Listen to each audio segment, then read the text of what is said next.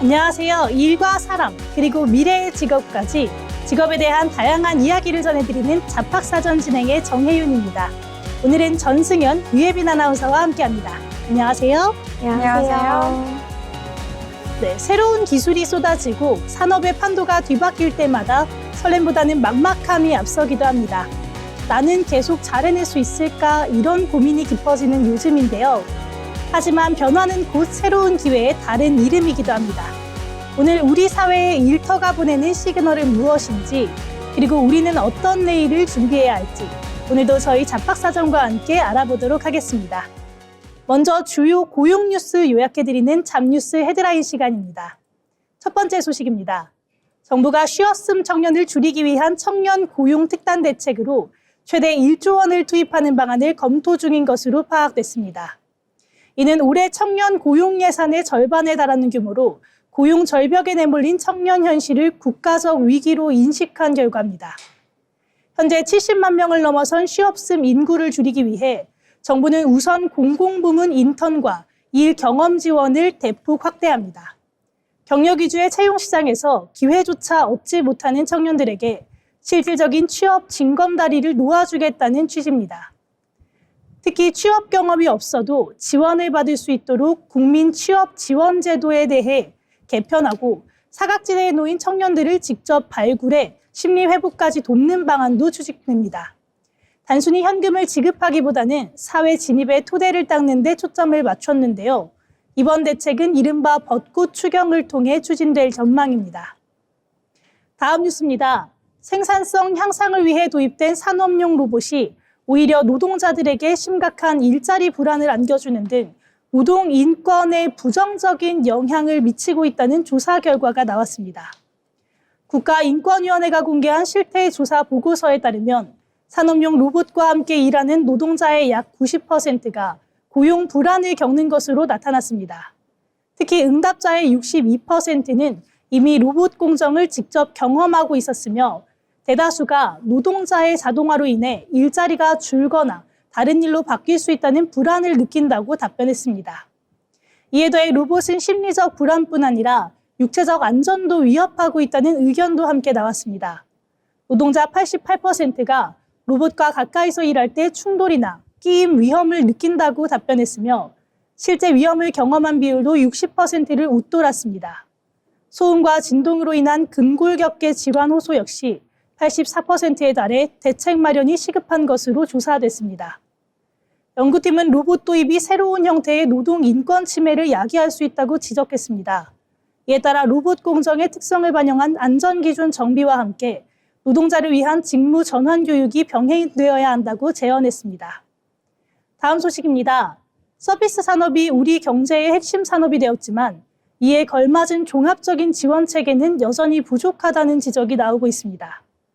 한국경제인협회는 지난 15일 서비스 산업발전기본법에 조속한 제정을 촉구하는 의견서를 국회와 정부에 제출했습니다. 현재 우리나라 서비스업 종사자는 1,444만 명으로 제조업보다 5배 가까이 많지만 노동 생산성은 OECD 평균 70% 수준에 그치고 있는 것으로 나타났습니다. 제조업은 법적 근거에 따라 패키지 지원이 용이한 반면 서비스업은 개별 법률 위주라 지원이 분절되고 사각지대가 발생하기 쉽다는 분석입니다. 한경협은 법 제정을 통해 기업의 투자 여력을 높이고 고용 확대로 이어지는 선순환 구조를 만들어야 한다고 제언했습니다. 아울러 신구 산업 간의 갈등을 조정할 수 있는 공식적인 제도 마련도 시급하다고 강조했습니다. 지금까지 잡뉴스 헤드라인 전해드렸는데요. 이번에는 실제 직업 현장으로 가보겠습니다. 다양한 직업을 직접 만나보고 그 속에서 일하는 사람들의 이야기를 들어보는 현장 속으로 시간입니다. 전승연 아나운서가 전해드립니다. 네, 현장 속으로입니다. 우리가 사용하는 인공지능 서비스 뒤에는 수많은 사람들의 보이지 않는 직업들이 있는데요. 오늘 소개해드릴 직업은 바로 AI 시대의 데이터 라벨러, 즉 인공지능이 학습할 수 있도록 데이터를 정리하고 분류하는 사람들입니다. 많은 분들이 인공지능이라고 한다면 컴퓨터가 스스로 모든 것을 학습한다고 생각하시는데요. 하지만 실제로 인공지능이 제대로 작동하기 위해서는 사람이 먼저 데이터를 정리하고 의미를 구분해주는 과정이 필요합니다. 예를 들어 자율주행 자동차를 생각해 보겠습니다. AI가 도로 위의 사람, 자동차, 신호등을 구분하려면 수많은 사진과 영상 속에서 어떤 것이 사람이고 어떤 것이 차량인지 먼저 사람이 표시를 해주어야 하는데요. 이처럼 데이터를 구분하고 의미를 붙이는 작업을 데이터 라벨링이라고 합니다. 데이터 라벨러는 이미지, 영상, 음성, 텍스트 등 다양한 데이터를 확인하면서 AI가 이해할 수 있도록 정확한 정보를 입력하는 일인데요. 겉으로 보면 단순히 표시를 하는 작업처럼 보일 수 있지만 실제로는 높은 집중력과 세밀한 판단이 필요한 일입니다. 예를 들어 사진 속 물체의 경계를 정확히 구분하거나 비슷해 보이는 상황을 세밀하게 구분해야 하는 상황이기 때문인데요. 또 같은 데이터라도 사용되는 AI 서비스에 따라 분류 기준이 달라지기도 하죠. 그래서 데이터 라벨러에게는 세심한 관찰력 그리고 꾸준한 집중력이 중요합니다. 최근에는 AI 산업이 빠르게 성장하면서 데이터 라벨링의 중요성도 함께 커지고 있습니다. AI가 아무리 뛰어난 알고리즘을 가지고 있어도 잘못된 데이터로 학습하면 잘못된 결과까지 낼 수 있기 때문인데요. 그래서 기업들은 AI 개발 과정에서 데이터 품질 관리와 라벨링 작업에 많은 시간을 투자하고 있습니다. 물론 이 일에도 어려움은 있는데요. 수많은 데이터를 반복적으로 확인해야 하기 때문에 지속적인 집중력이 필요하고요. 작은 오류 하나에도 AI 학습 결과에 영향을 줄 수 있기 때문입니다.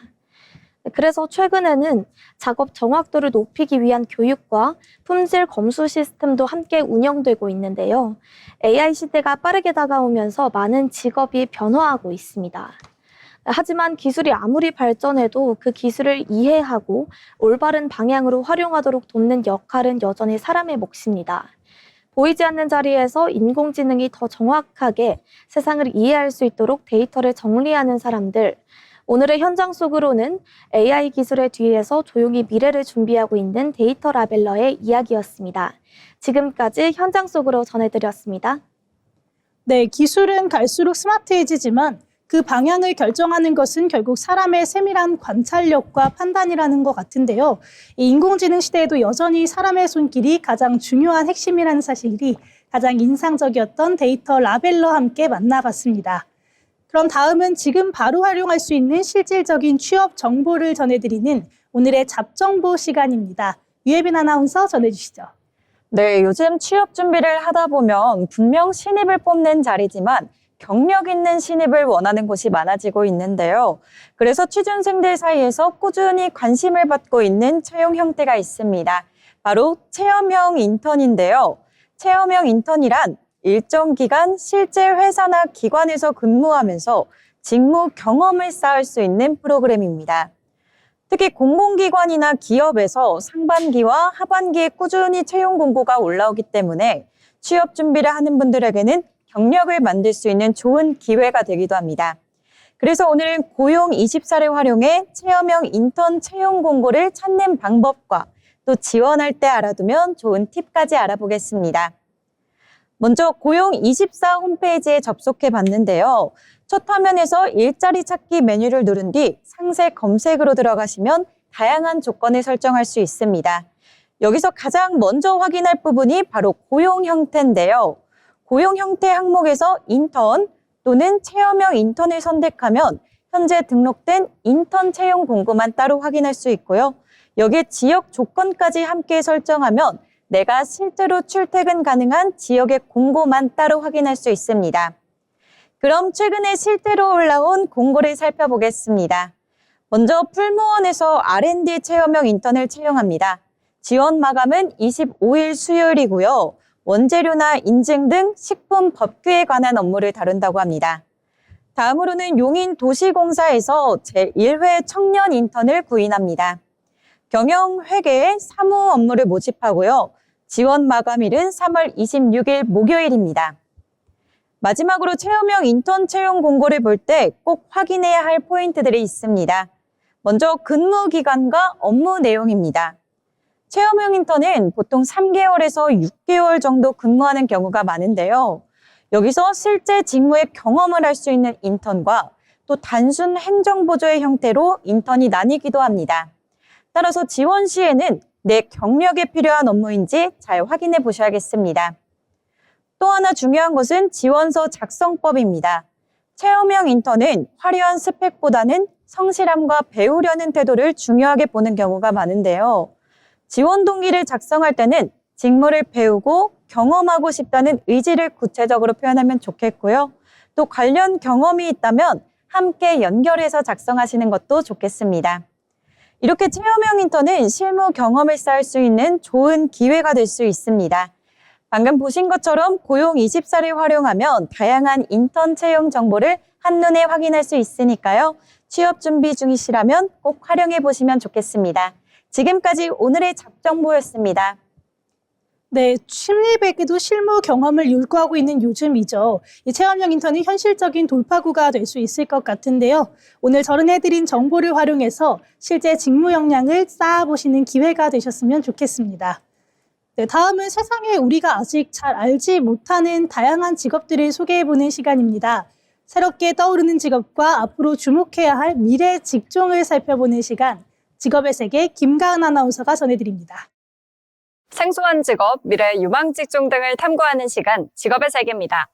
오늘 직업의 세계 시간에서는 반려동물을 가족처럼 생각하는 사람들이 늘어나면서 주목받고 있는 직업, 반려동물 장례지도사에 대해 알아보겠습니다. 요즘은 강아지나 고양이 같은 반려동물을 가족처럼 함께 생활하는 분들이 많은데요. 그래서 반려동물이 세상을 떠났을 때 마지막 순간을 정성스럽게 배웅해주는 장례 문화에도 관심이 커지고 있습니다. 이때 반려동물의 마지막 길을 따뜻하게 함께 해주는 전문가가 바로 이 반려동물 장례지도사입니다. 반려동물 장례지도사는 세상을 떠난 반려동물의 장례 절차를 도와주는 전문가인데요. 사람의 장례 절차를 도와주는 장례지도사처럼 장례 상담부터 화장, 추모까지 전 과정을 함께하면서 보호자가 반려동물과 마지막 인사를 함께할 수 있도록 돕는 역할을 합니다.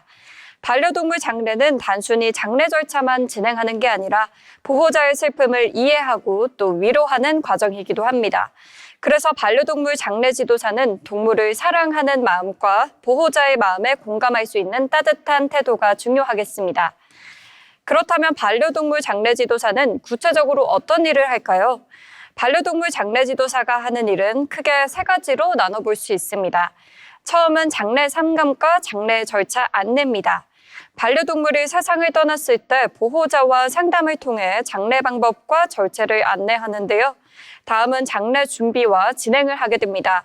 반려동물을 깨끗하게 정리하고 추모 공간을 준비해서 장례식을 진행하는데요. 이후 화장 절차를 진행하고 또 유골을 정리하는 과정도 함께 담당하고 있습니다. 마지막으로는 추모 서비스를 제공합니다. 최근에는 반려동물 추모 공간 안내, 또 유골 보관, 메모리얼 스톤 제작 등 다양한 추모 서비스도 함께 제공되고 있습니다. 반려동물 장례지도사가 되기 위해서 꼭 필요한 자격증이 있는 건 아니지만 도움이 되는 자격증과 교육 과정이 있는데요. 대표적으로 반려동물 장례지도사 자격증이 있고 또 반려동물 장례 절차와 동물 관련 법률, 위생관리 등에 대한 교육을 받게 됩니다. 또 반려동물 학이나 동물 관련 학과에서 전문적인 지식을 배우는 것도 도움이 됩니다. 최근에는 반려동물 장례 전문 교육기관이나 민간 교육 프로그램을 통해 관련 교육을 받을 수 있어서 관심 있는 사람이라면 누구나 도전해보실 수 있습니다. 반려동물 장례지도사가 되기 위해서는 몇 가지 중요한 능력이 필요합니다. 우선 동물을 사랑하는 마음인데요. 반려동물에 대한 이해와 또 애정이 있어야 장례 절차를 진심으로 진행할 수 있습니다. 공감 능력도 필요합니다. 반려동물을 잃은 보호자의 마음을 이해하고 또 위로하는 자세도 중요합니다. 책임감과 세심함도 중요한데요. 장례 과정은 보호자에게 매우 중요한 순간이기 때문에 꼼꼼하고 또 책임감 있게 진행해야 합니다. 반려동물 장례지도사의 미래 전망은 어떻게 될까요? 최근 우리나라에서는 반려동물을 키우는 가구가 또 꾸준히 증가하고 있습니다. 그만큼 반려동물 장례 문화에 대한 이 관심도 높아지고 있는 추세인데요. 전문 장례시설과 서비스도 점점 다양해지고 있어서 반려동물 장례지도사의 역할 역시 앞으로 더 중요해질 걸로 전망되고 있는데요. 동물 산업이 성장하면서 반려동물 장례 관련 직업도 미래 유망 직종 중 하나로 주목받고 있습니다. 오늘은 반려동물과의 마지막 순간을 함께하는 직업, 반려동물 장례지도사에 대해서 알아봤습니다. 시대가 변화하면서 반려동물을 바라보는 사회 인식도 함께 달라지고 있는데요. 마찬가지로 새로운 문화와 산업이 생기면서 다양한 직업들도 계속 등장하고 있습니다. 앞으로도 이런 직업들을 미리 알아보고 또 자신의 관심 분야와 연결해 본다면 진로를 선택하는 데 큰 도움이 될 것 같습니다. 지금까지 직업의 세계 반려동물 장례지도사에 대해 알아봤습니다. 네, 반려동물을 가족으로 생각하는 사람이 늘어나면서 이별을 돕는 과정도 그만큼 중요해졌는데요. 정성을 다해서 돕는 반려동물 장례지도사의 역할이 앞으로 더 주목될 것 같습니다. 네, 이번 시간은 취업시장의 현재와 미래에 대해서 이야기해보는 잡토크 시간입니다. 오늘은 2026년 채용시장의 가장 큰 변화 중 하나죠. 스킬 기반 채용에 대해 이야기해보려고 하는데요. 이제는 어느 대학을 나왔느냐는 간판만큼이나 당장 어떤 문제를 해결할 수 있느냐는 스택과 또 스킬이 가치가 된 세상입니다. 오늘은 취업시장에서 학위의 유효성이 정말 끝났는지, 이 변화 속에서 우리가 놓치고 있는 것은 무엇인지 한번 이야기해 보려고 합니다. 승현 아나운서, 최근에 이런 흐름을 어떻게 체감하고 계신가요?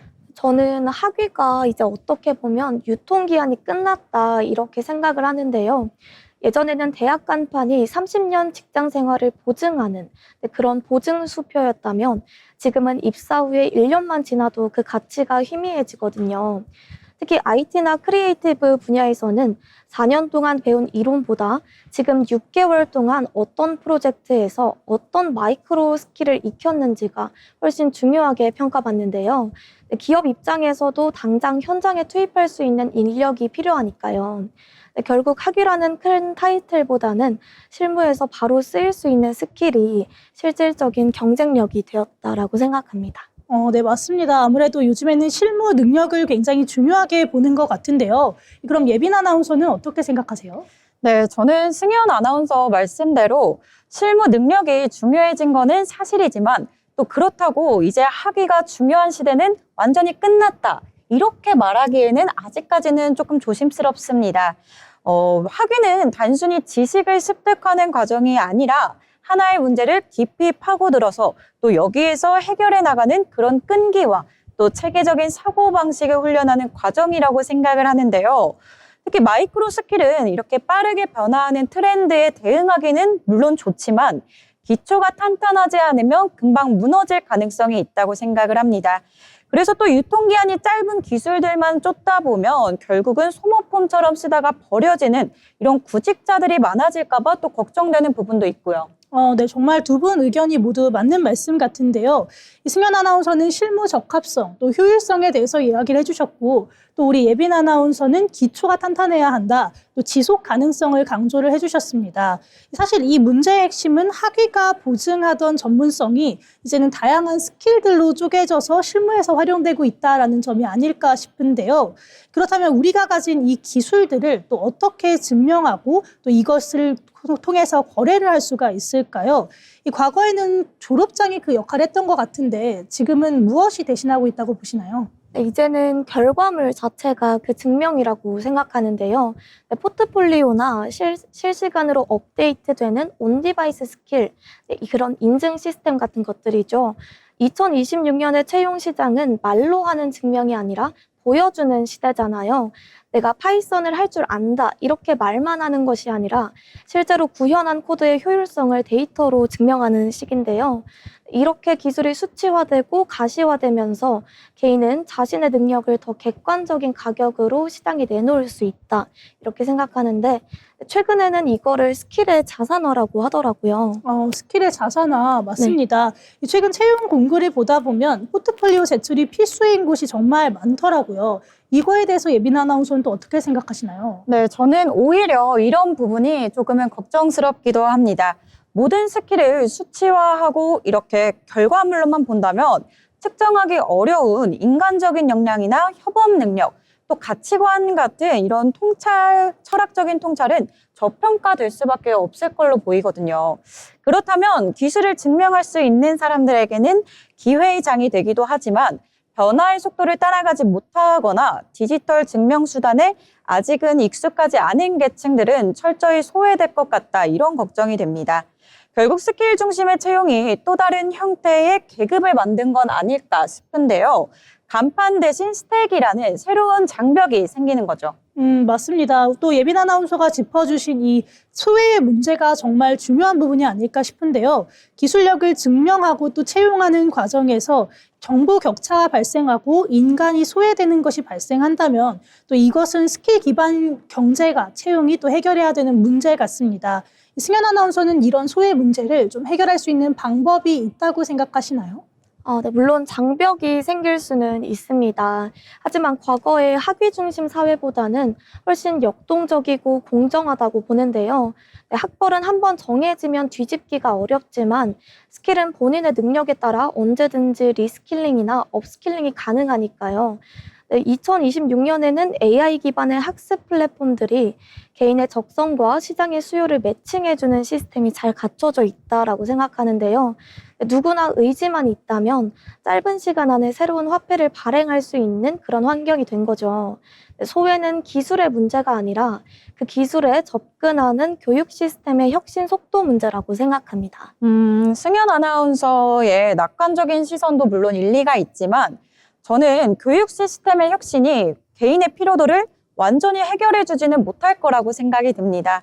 사실 끊임없이 자신을 증명해야 하고 또 내가 가진 기술이 언제 휴지 조각이 될지 모른다는 그런 불안감은 최근까지 현대 구직자들에게 엄청난 스트레스거든요. 학위가 주던 최소한의 안정감이 사라진 자리에 무한 경쟁의 압박만 남은 건 아닐지 되돌아볼 필요가 있어 보입니다. 그렇다면 기술을 증명하는 방식이 더 인간 중심적일 수는 없을까 이런 생각이 듭니다. 네, 이렇게 두 분의 의견을 듣다 보니까 기술이 가져온 편리함 뒤에 숨어있는 또 심리적인 고충과 사회 안전망의 부재가 선명해지는 것 같습니다. 또 정리해보자면 현재의 채용 트렌드는 분명 학위라는 정적인 증명장치에서 또 스킬이라는 동적인 증명장치로 옮겨가고 있는 것 같은데요. 이는 개인에게 더 많은 기회를 주는 동시에 끊임없는 자기 증명의 굴레를 만드는 것 같습니다. 네, 오늘 이렇게 두 분과 나눈 이야기를 토대로 좀 결론을 내려보자면요. 학위의 유효기간은 끝난 것이 아니라 그 성격이 변했다라고 볼 수 있을 것 같습니다. 과거에는 최종 목적지였다면 이제는 스킬이라는 증명 자료를 담는 기본적인 지갑이 이제 학위라는 역할로 수행하게 되는 것 같은데요. 또 우리가 가진 기술을 증명하고 이를 통해서 채용되는 방식이 앞으로 더욱 세밀해지겠지만 이 과정에서 소외되는 이들이 없도록 사회적인 배려와 또 기준의 정의가 동반되어야 할 것 같습니다. 네, 효율성만큼이나 포용성도 중요한 시대니까요.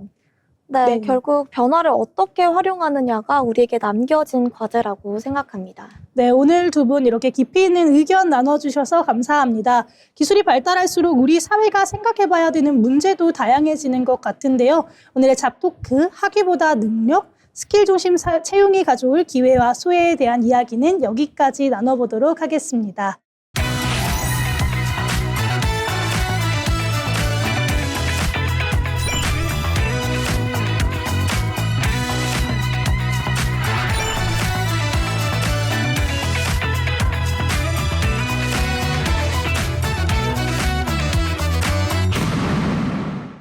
네, 이렇게 사회가 빠르게 변하고 있지만 그 와중에도 묵묵히 자신의 길을 걸어가는 사람들이 있습니다.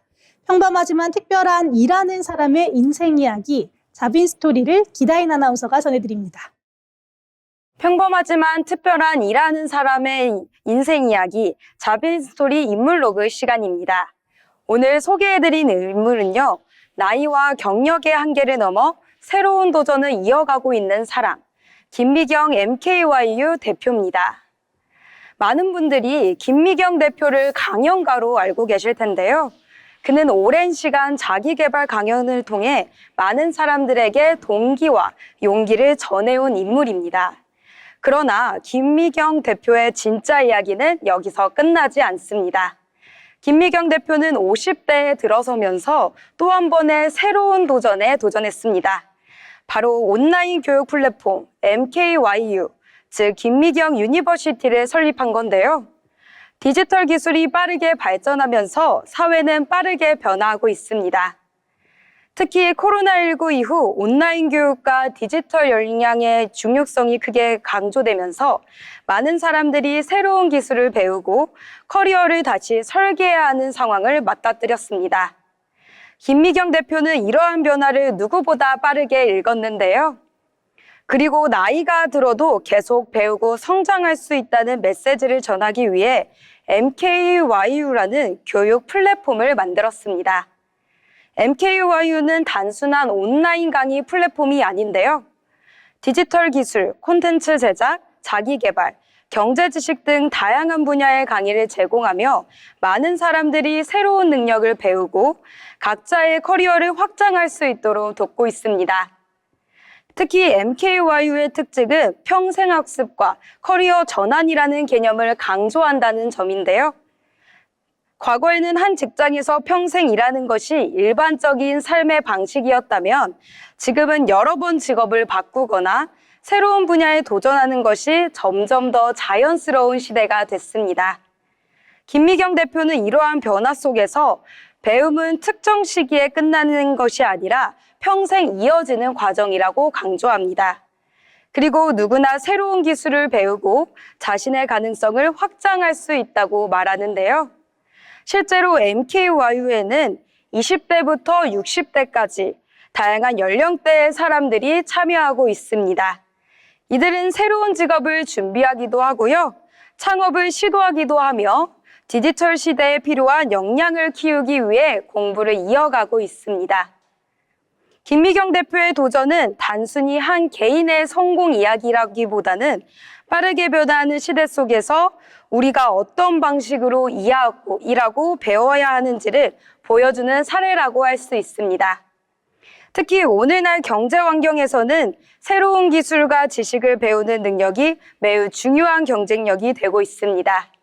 그리고 김미경 대표는 이러한 변화 속에서 평생학습이라는 키워드를 통해 새로운 가능성을 제시하고 있습니다. 나이와 경력의 한계를 넘어 새로운 길을 만들어가고 있는 김미경 대표의 이야기. 그녀의 도전은 우리에게 하나의 질문을 던집니다. 지금 우리는 변화하는 시대 속에서 어떤 배움을 배우고 있을까요? 지금까지 인물로그였습니다. 네, 김미경 대표에 대해 알아봤습니다. 배움에는 나이가 없다, 이런 말이 떠오르는데요. 급변하는 환경 속에서 나의 전문성을 지켜내는 힘은 바로 꾸준한 배움에서 나오는 게 아닌가 싶습니다. 네, 이어서 경제로 보는 일터 시간입니다. 경제의 변화는 곧 일의 방식과 또 일자리에도 영향을 미치는데요.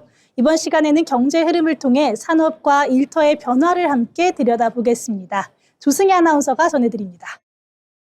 경제 흐름을 통해 우리의 일터를 들여다보는 시간, 경제로 보는 일터입니다. 최근 기업들의 채용 방식이 조금씩 바뀌고 있습니다. 예전에는 신입사원을 먼저 뽑은 뒤 회사 안에서 어떤 일을 맡길지 정하는 경우가 많았습니다. 입사 후 여러 부서를 거치며 일을 배우는 방식이 일방적이었는데요. 하지만 요즘은 조금 다릅니다. 기업이 먼저 어떤 일을 필요한지 정하고 그 일을 할 수 있는 사람을 찾는 방식이 늘어나고 있습니다. 이처럼 필요한 일을 기준으로 사람을 뽑는 방식을 직무중심 고용이라고 합니다. 즉, 사람을 먼저 뽑고 일을 정하는 것이 아니라 필요한 일을 기준으로 사람을 찾는 방식이 점점 늘어나고 있는 건데요. 채용 공고에서도 이런 변화가 보이고 있습니다. 예전에는 학력이나 근무기간 같은 조건이 먼저 보였다면 요즘 공고에서는 실제로 할 수 있는 일이 더 중요하게 적혀 있습니다. 예를 들어 데이터 분석을 할 수 있는지, 프로그램을 다룰 수 있는지, 프로젝트를 해본 경험이 있는지 같은 것들입니다. 즉, 겉으로 보이는 조건보다 실제 일할 수 있는 능력이 더 중요해지고 있는 겁니다. 기업 입장에서도 이런 방식이 장점이 있습니다. 필요한 일을 할 수 있는 사람을 바로 찾을 수 있기 때문인데요. 그래서 일을 배우는 시간을 줄일 수 있고 업무도 더 빠르게 진행할 수 있습니다. 특히 기술 변화가 빠른 산업에서는 이런 채용 방식이 점점 늘어나고 있습니다. 이 변화는 일하는 사람들에게도 영향을 줍니다. 예전에는 한 회사에서 오래 일하며 여러 일을 배우는 것이 일반적인 커리어였는데요. 하지만 이제는 특정 분야에서 잘하는 사람이 더 중요해지고 있습니다. 어떤 회사에 다녔는지보다 어떤 일을 잘할 수 있는지가 더 중요한 기준이 되는 겁니다. 그래서 많은 사람들이 자신이 잘할 수 있는 분야를 찾고 관련 경험을 쌓는데 더 집중하고 있습니다. 경제적으로 보면 이 변화는 노동시장의 모습도 조금씩 바꾸고 있습니다. 기업은 필요한 능력을 빠르게 찾을 수 있고 개인은 자신이 잘하는 일을 바탕으로 새로운 기회를 찾을 수 있습니다. 특정 일을 중심으로 사람을 찾는 경우가 늘면서 그 일을 잘하는 사람의 역할도 점점 커지고 있습니다. 그만큼 개인이 준비해야 할 능력도 더 중요해지고 있는데요. 지금 노동시장은 조금씩 새로운 모습으로 바뀌고 있습니다. 기업이 사람을 뽑는 기준이 달라지면서 우리가 준비해야 할 커리어 방향도 함께 바뀌고 있습니다. 앞으로는 어떤 일을 잘할 수 있는지 그리고 어떤 경험을 쌓아왔는지가 더 중요한 기준이 될 가능성이 큽니다. 지금까지 경제 흐름 속에서 일터의 변화를 알아보는 시간, 경제를 보는 일터였습니다. 네, 앞서 잡토크에서도 함께 이야기 나눠봤던 주제였죠. 이제는 정말 어느 학교를 나왔고 또 어떤 회사를 다녔는지보다 무엇을 할 수 있는지가 채용의 더 중요한 기준이 되었습니다. 나만의 경험을 차근차근 채워가는 노력이 무엇보다 중요해진 때가 된 것 같습니다. 네, 이제 데이터로 본 일터, 잡 이슈 시간입니다. 통계와 데이터를 통해 요즘 노동시장에서 나타나는 변화를 알아보는 시간인데요. 전승현 아나운서 어떤 내용을 준비하셨나요? 네, 저는 요즘 일터에서 가장 많이 언급되는 변화 중에 하나인 AI 기술 확산과 직무구조 변화에 대해 얘기해 보려고 합니다. 최근 기업들이 AI를 빠르게 도입하면서 AI가 사람의 일자리를 대신하는 것 아니냐 이런 얘기가 많이 나오고 있는데요. 실제로 데이터를 보면 단순히 일자리가 줄어든다기보다는 일의 방식 자체가 바뀌고 있는 모습들이 많이 나타나고 있습니다. 네, AI 이야기 요즘 정말 많이 나오는데요. 이 기업에서도 생산성과 또 효율성을 이유로 AI 도입을 적극적으로 검토하고 있다고 또 들었습니다. 네, 맞습니다. 실제로 많은 기업들이 반복 업무나 단순 작업을 중심으로는 AI 자동화를 확대하고 있다고 들었는데요. 예를 들어서 데이터 정리나 기본 고객 응대, 문서 분석 같은 업무는 AI가 이제 상당 부분을 처리할 수 있게 됐잖아요. 이렇게 되면서 기업 내부에서 사람이 맡는 역할의 성격이 조금씩 달라지고 있는 것 같습니다. 그렇다면 우리 또 AI 때문에 실제로 줄어드는 일자리도 있을까요? 네, 일부 분야에서는 그런 우려가 있는 것도 사실입니다. 하지만 전체적으로 보면 직무가 사라진다기보다는 변화한다 이렇게 말하는 경우가 더 많은데요. AI가 단순 반복 업무를 맡는 대신에 사람은 판단과 소통, 문제 해결 같은 영역에 더 집중하는 구조로 변화하고 있는 겁니다. 이렇다 보니까 결국 사람에게 요구되는 능력도 또 점점 달라지는 것 같습니다. 네, 그렇습니다. 과거에는 정해진 업무를 정확히 수행하는 능력이 중요했다면 지금은 데이터를 해석하고 새로운 문제를 해결하는 능력, 그리고 AI와 함께 일하는 능력이 더 중요해지고 있는데요. 기업에서도 단순 업무 숙련도보다는 유연한 사고와 학습 능력을 더 중요하게 보는 그런 흐름이 나타나고 있습니다.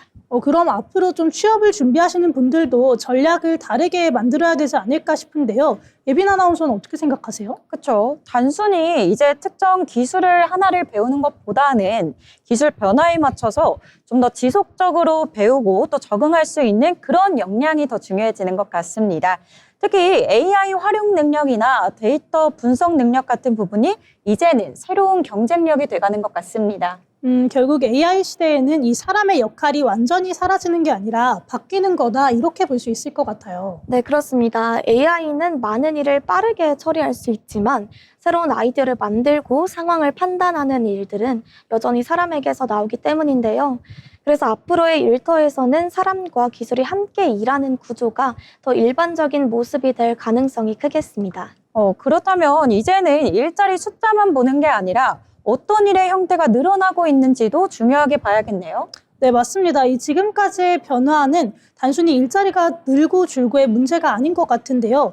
일의 방식이 어떻게 재편되고 있는지를 보여주고 있는 과정이다 이렇게 볼 수 있을 것 같습니다. AI 시대의 일터에서는 어떤 직무가 또 새롭게 등장하고 있는지 그리고 사람이 어떻게 어떤 역할을 맡게 되는지 함께 살펴보는 시선도 필요할 것 같습니다. 네, 그럼 다음으로 예빈 아나운서는 또 어떤 내용을 한번 준비하셨을까요? 네, 요즘 소비자들의 트렌드가 변화하면서 노동자들이 일하는 방식도 변화하고 있습니다. 과거에는 한 회사에 소속돼서 정해진 업무를 맡아서 하는 형태가 일반적이었다면 이제는 플랫폼을 통해 프로젝트를 진행하거나 또는 의뢰를 받는 형식이 늘어나고 있는데요. 예를 들어서 프리랜서 디자이너나 번역가, 또 영상 편집자나 개발자처럼 온라인 플랫폼을 통해 일을 찾는 경우가 많아지고 있습니다. 이처럼 디지털 플랫폼을 통해 일을 찾고 또 일하는 노동 형태를 플랫폼 노동이라고 하는데요. 오늘은 플랫폼 종사율의 수치 변화와 또 이런 변화가 노동시장에 어떤 영향을 주는지 이야기 나눠보겠습니다. 네, 맞습니다. 요즘에는 또 이런 플랫폼을 활용하셔서 일하는 분들이 정말 많은 것 같은데요. 그러다 보니까 말씀하신 것처럼 이런 플랫폼을 일하는 사람이 많이 늘어났는데 구체적인 좀 수치 변화가 있을까요? 네, 맞습니다. 실제로 한국고용정보원 조사에 따르면 우리나라 플랫폼 노동자는 약 88만 명으로 추정되고 있는데요. 이는 전체 취업자의 약 3% 이상에 해당하는 수치입니다. 특히 보시는 것처럼 배달과 물류 플랫폼 시장의 성장이 대표적인 사례로 꼽히고 있는데요. 예를 들어서는 배달의 민족이나 쿠팡이츠 같은 배달 플랫폼이 있고요. 또 쿠팡의 물류 시스템처럼 플랫폼 기반의 배송 서비스가 확대되면서 관련 일자리들이 늘어나고 있습니다. 전체 시장 규모의 변화를 수치로 보면 더 확실한 변화가 느껴지는데요. 국내 배달 플랫폼 거래액은 2019년 기준으로 약 9조 원 수준에서 2023년에는 약 26조 원 규모까지 성장했다고 합니다. 시장 규모가 그렇게 커졌다면 일자리 구조도 꽤 많이 바뀌었을 것 같은데요. 네, 말씀하신 대로 규모가 커진 만큼 새로운 일자리도 이제 점점 늘어나고 있는데요.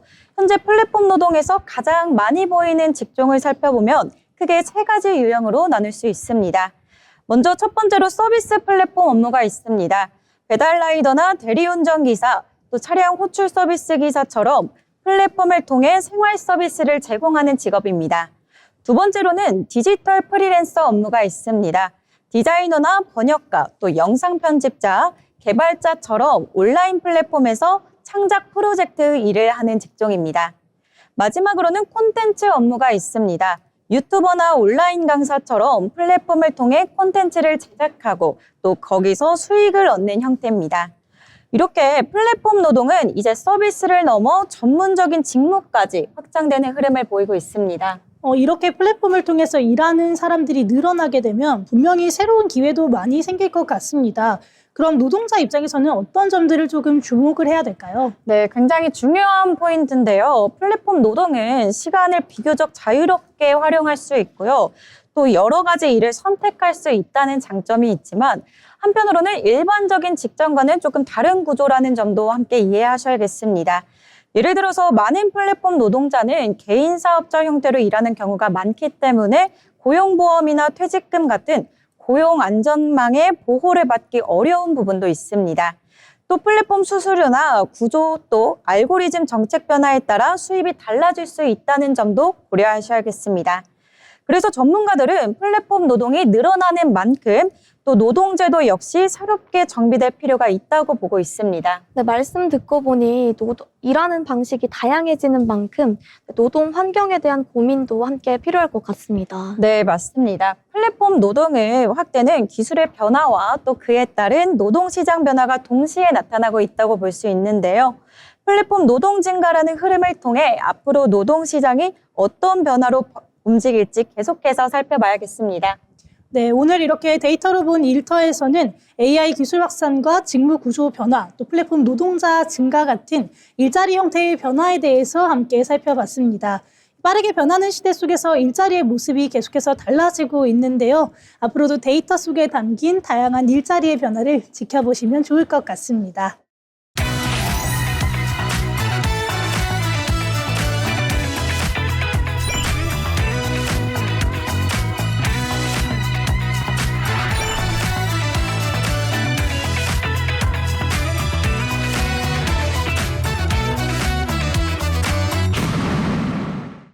네, 취업을 준비할 때 가장 중요한 것 중에 하나는 기업에 대한 이해도겠죠. 오늘은 어떤 기업을 함께 만나볼지 기다인 아나운서와 함께 만나보도록 하겠습니다. 기업을 쉽고 흥미롭게 알아보는 시간, 기업사전 시간입니다. 여러분 혹시 영화 마이너리티 리포트를 보신 적이 있으신가요? 범죄가 일어나기 전에 수많은 데이터를 분석해 미리 예측하고 차단하는 최첨단 시스템.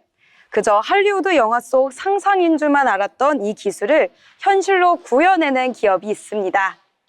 심지어 미국 중앙정보국 CIA가 초기 자금을 투자하고 전 세계를 뒤흔든 테러리스트 오사마 빈라덴 추적 작전에도 결정적인 역할을 했다고 알려져 있죠. 가장 비밀스러우면서도 현재 실리콘밸리와 월스트리트에서 가장 뜨거운 시선을 받고 있는 곳. 오늘 기업사전에서는요, 펼쳐볼 페이지는 베일에 쌓인 AI와 데이터 보안의 지배자 팔란티어 테크놀로지스입니다. 팔란티어, 이름부터가 뭔가 심상치 않죠? 판타지 소설 반지의 제왕을 좋아하시는 분들이라면 아마 익숙하실 텐데요. 극 중에서 세상의 모든 곳을 꿰뚫어 볼 수 있는 마법의 구슬, 팔란티르에서 따온 이름입니다. 세상의 모든 데이터를 들여다보고 파편화된 정보 속에서 진실을 찾아내겠다는 창업자들의 거대한 야망이 들어있는 이름입니다. 이 회사를 만든 사람은 일론 머스크와 함께 페이팔을 창업했던 실리콘밸리의 거물 피터 틸입니다.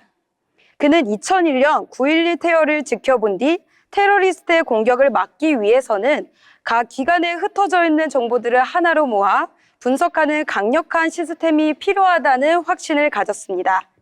그렇게 2003년 팔란티어가 세상에 등장하게 됩니다. 각기 다른 서버에 고립되어 있던 퍼즐 조각들을 맞춰 하나의 거대한 그림을 그리는 것. 그리고 이들의 첫 번째 고객은 다름이 아닌 미국의 핵심 정보 기관들이었죠. 그렇다면 팔란티어는 정확히 어떤 서비스를 제공할까요? 쉽게 말해 초격차 데이터 분석 소프트웨어를 만듭니다. 과거의 보안이 단순히 방화벽을 높게 쌓아 올리는 물리적인 방어에 불과했다면 지금은 수만 가지 데이터의 암호를 풀고 연결고리를 찾아내 보이지 않는 위협을 사전에 차단하는 스마트 보안의 시대입니다. 팔란티어의 핵심 소프트웨어인 고담은 바로 이 영역의 절대 강자입니다. 군대, 경찰, 정보기관에 흩어져 있는 통화기록, CCTV 영상, 무기거래 내역 등을 한 곳에 모아 복잡한 범죄 네트워크를 시각화해줍니다. 배트맨이 지키는 도시 고담처럼 국가의 안전을 지키는 든든한 역할을 하는 셈이죠. 하지만 팔란티어는 정부기관에만 머무르지 않았습니다. 일반 기업들을 위한 플랫폼, 파운드리를 출시하며 민간 시장으로 영토를 확장했는데요. 항공사인 에어버스는 이 파운드리를 이용해 수십만 개의 항공기 부품 데이터를 분석해 결함을 예측했고요. 페라리 레이싱팀은 경기 중 쏟아지는 방대한 데이터를 실시간으로 분석해 0.01초를 단축하는 전략을 세웁니다. 데이터가 곧 기업의 생존과 직결되는 시대, 가장 강력한 무기가 되어주고 있는 셈인데요. 그런데 창업한 지 20년이 넘은 이 회사가 최근 들어 왜 요즘 대세 기업으로 연일 경제 뉴스 일면을 장식하고 있을까요? 바로 인공지능, AI 덕분입니다. 최근 생성형 AI가 폭발적으로 성장하면서 모든 기업이 업무에 AI를 도입하고 싶어 하는데요. 하지만 딜레마가 있습니다. 바로 데이터 보안인데요. 기업의 핵심 기밀이나 민감한 고객 데이터가 거대한 외부 AI 모델을 학습하는 데 사용되거나 밖으로 유출될까 봐 두려워하는 것입니다. 혁신은 하고 싶지만 보안 때문에 섣불리 움직이지 못하는 상황이 벌어진 겁니다. 바로 이때 수십 년간 국방부와 CIA의 최고 기밀 데이터를 다루며 증명해낸 압도적인 데이터 보호 능력을 바탕으로 기업 전용 인공지능 플랫폼인 AIB를 선보인 겁니다. 우리가 만든 철통 같은 보안 환경 안에서 당신들만의 데이터를 학습한 똑똑한 AI를 마음껏 쓰게 해주겠다는 AI의 분석 능력을 최고로 끌어올린 이 플랫폼에서는요, 전 세계 수많은 글로벌 기업들이 앞다투어 팔란티어와 손을 잡고 있습니다. 데이터가 곧 권력이자 무기인 시대, 그리고 그 데이터를 가장 안전하고 똑똑하게 활용할 줄 아는 기업. 국가의 안보를 지키는 은밀한 시스템에서 시작해 이제는 전 세계 기업들의 비즈니스 지도를 다시 그리고 있습니다. 팔란티어의 마법은 어쩌면 이제 막 시작된 건지 모르겠습니다. 지금까지 기업사전이었습니다. 네, 철저한 보안을 무기로 AI의 새로운 기준을 만들어가는 팔란티어를 함께 만나봤습니다.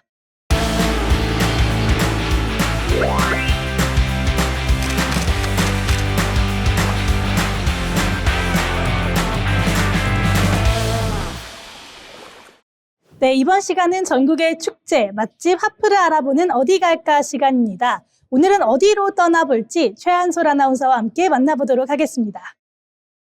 오늘 어디 갈까 코너에서는 색다른 전시 소식을 전해드립니다. 서울 강남 코엑스에서 세계 의료기술의 흐름을 한눈에 살펴볼 수 있는 대형 전시회가 열리는데요. 바로 키메스 국제의료기기 병원 설비 전시회입니다. 키메스는 국내 의료기기 산업을 대표하는 전시회로 아시아에서도 손꼽히는 규모를 자랑하는 행사입니다. 매년 세계 각국의 의료기기 기업과 병원 관계자, 연구자들이 한자리에 모여 최신 기술과 제품을 선보이는 자리로 알려져 있습니다. 특히 최근 의료 산업은 인공지능과 디지털 기술의 발전과 함께 빠르게 변화하고 있는데요. 단순히 병원에서 사용하는 장비를 넘어 개인의 건강관리와 예방의료까지 아우르는 다양한 기술들이 등장하고 있습니다. 이번 전시회에서는 이러한 변화의 흐름을 직접 확인할 수 있습니다. 예를 들어 인공지능을 활용해 의료 영상을 분석하고 질병을 조기에 발견하는 진단 시스템부터 환자의 건강 상태를 실시간으로 관리할 수 있는 스마트 의료기기, 그리고 정밀한 수술을 돕는 의료 로봇 기술까지 다양한 첨단 의료기기가 소개될 예정입니다. 또 병원에서 사용하는 대형 진단 장비나 수술 장비뿐 아니라 최근 관심이 높아지고 있는 디지털 헬스케어 기술도 함께 선보이는데요. 스마트워치와 연동해 건강 데이터를 분석하는 시스템이나 집에서도 건강 상태를 관리할 수 있는 원격 헬스케어 기술 등 우리의 일상과 가까워진 의료 기술도 만나볼 수 있습니다. 이번 행사에서는 국내외 약 1000여 개가 넘는 기업들이 참가해 수만 점에 달하는 의료기기와 헬스케어 솔루션을 전시할 예정입니다. 이 때문에 의료계 종사자뿐 아니라 헬스케어 산업에 관심 있는 일반 관람객들에게도 의미 있는 시간이 될 것으로 보입니다. 또 전시 기간 동안에는 다양한 학술 세미나와 포럼도 함께 진행됩니다. 의료 전문가와 연구자들이 참여해 의료기기 산업의 최신 동향과 헬스케어 기술의 미래를 주제로 강연을 진행할 예정인데요. 의료기술이 앞으로 어떤 방향으로 발전하게 될지 살펴볼 수 있는 자리이기도 합니다. 일부 전시 부스에서는 관람객들이 직접 의료기기를 체험해 볼 수 있는 프로그램도 마련되는데요.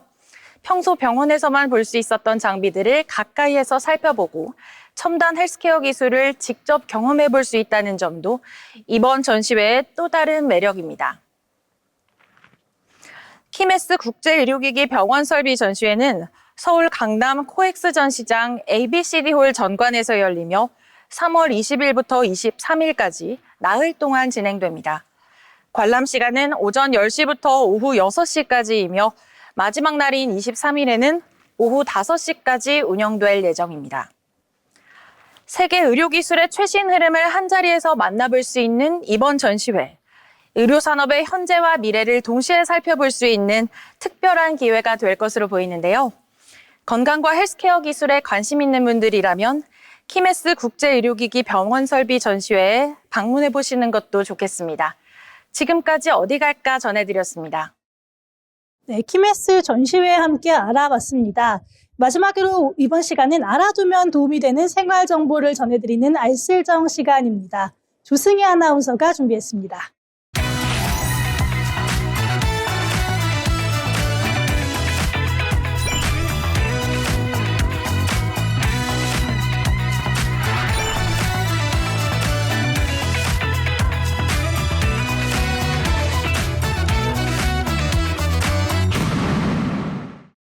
알아두면 쓸데있는 정보 알쓸정 시간입니다. 최근 중동 지역 긴장이 다시 높아지면서 여행을 준비하던 분들은 지금 취소해야 하나, 취소하면 돈은 얼마나 돌려받을 수 있을까 이런 고민하실 텐데요. 실제로 외교부는 최근 아랍에미리트, 카타르, 오만, 바레인, 쿠웨이트, 그리고 사우디아라비아와 요르단 일부 지역에 대해 기존 특별여행주의보를 3단계 여행경보, 철수 권고로 상향했고 공정거래위원회와 한국소비자원도 중동지역 여행, 항공, 숙박, 관련 소비자 피해주의보를 냈습니다. 오늘은 중동여행 취소 시 무엇부터 확인해야 하는지 짚어보겠습니다. 같은 중동여행이라도 환불 기준은 예약 방식에 따라 달라집니다. 패키지 여행은 소비자 분쟁 해결 기준을 비교적 직접 적용해 볼 수도 있고 공정위와 소비자원도 여행경보 3단계 이상이면 위약금 면제가 가능하다고 안내했습니다. 반면 항공권과 숙소를 따로 예약한 개별 예약은 항공사, 호텔, 플랫폼 약관이 각각 우선할 가능성이 큽니다. 즉 패키지는 경보 단계, 개별 예약은 약관 조건을 먼저 봐야 한다는 얘기입니다. 개별 예약은 정부가 주의를 당부한 상황이어도 내가 예약한 조건에 따라 실제로는 취소 수수료가 발생할 수 있습니다. 여기서 실수하기 쉬운 게 앱에서 먼저 취소부터 눌러버리는 겁니다. 그러면 나중에 예외 적용을 요청할 때 오히려 불리할 수 있습니다. 먼저 예약 조건을 보고 결항 공지나 경유, 노선 중단, 입국 제한, 영국 폐쇄 같은 객관적인 사유가 있는지 확인한 뒤 사업자와 협의하는 편이 낫습니다. 지금은 예약 화면이 열린다고 해서 안심할 수 있는 상황도 아닙니다. 정부는 중동 여러 나라의 영공이 전면 폐쇄되거나 일부만 개방된 상태라고 설명했고 신규 항공권이나 숙박 예약은 보류하거나 신중히 결정하라고 당부했습니다. 여기에 최신 변수도 있는데요. 대한항공 인천 두바이 노선은 원래 3월 15일까지 운항 중단 예정이었지만 3월 28일까지 비운항이 연장됐습니다. 대한항공은 29일 이후 운항 여부는 상황을 보고 판단하겠다고 밝혔습니다. 또 일부 외국 항공사 경유표는 여전히 예약이 가능한 경우도 있어 겉으로 예약이 가능해 보여도 실제 운행과 연결판 상황은 달라질 수 있습니다. 주요 항공사들도 환불과 변경 기준을 따로 안내하고 있습니다. 에미레이트 항공은 예약한 승객 가운데 2월 28일부터 3월 31일 사이 일정이 잡혀 있는 경우 4월 30일까지 변경하거나 환불을 신청할 수 있다고 안내했습니다. 카타르 항공도 2월 28일부터 3월 28일 사이 확정 예약 승객에 대해 무료 변경이나 미사용 구간 환불이 가능하다고 공지했습니다. 항공사마다 기준이 다르기 때문에 내가 이용하는 항공사의 공지는 먼저 확인해야 합니다. 정리하면 패키지 여행은 3단계 이상이면 위약금 면제를 따져볼 수 있고 개별 예약은 약관에 따라 취소 수수료가 달라질 수 있습니다. 그래서 지금 필요한 건 성급하게 취소하는 것보다 내 예약 방식, 여행 경보 단계, 그리고 항공사나 여행사 공지를 먼저 확인하는 일입니다. 무엇보다 여행에서는 환불보다 안전이 더 중요하겠죠. 출발 전까지 현지 상황과 공식 안내를 꼭 다시 확인하시기 바랍니다. 지금까지 알쓸덩이였습니다. 네, 중동 지역 여행 준비하셨던 분들은 주의 깊게 들어보시면 좋을 정보였습니다. 네, 오늘 저희 자파사전에서 준비한 내용은 여기까지입니다.